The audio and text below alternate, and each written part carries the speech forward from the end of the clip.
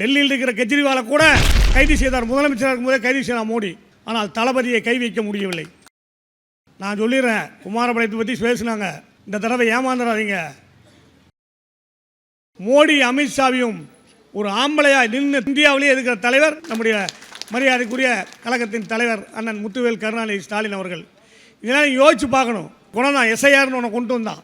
உங்களுடைய வாக்குரிமையை பறிக்கிறதுக்கு முயற்சி பண்ணான் மோடி. அதுக்கு இந்த எடப்பாடி துணை போனான்.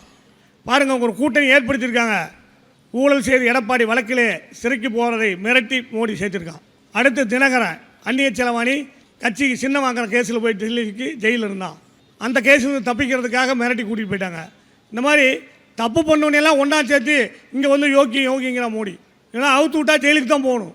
தலைவர் ஆட்சி செய்து கொண்டிருக்கிறார். டெல்லியில் இருக்கிற கெஜ்ரிவாலை கூட கைது செய்தார். முதலமைச்சராக இருக்கும்போதே கைது செய்தார் மோடி. ஆனால் தளபதியை கை வைக்க முடியவில்லை. அந்த அளவுக்கு நேர்மையான ஆட்சியும் மக்களுக்கான ஆட்சியும் தந்து கொண்டிருக்கிறார். இன்னும் நிறைய திட்டங்களை உங்களுக்காக அறிவிக்கப் போகிறார். நிறைய சலுகைகளை தரப்போகிறார். நான் சொல்லிடுறேன், குமாரபாளையத்தை பற்றி பேசினாங்க. இந்த தடவை ஏமாந்துடாதீங்க.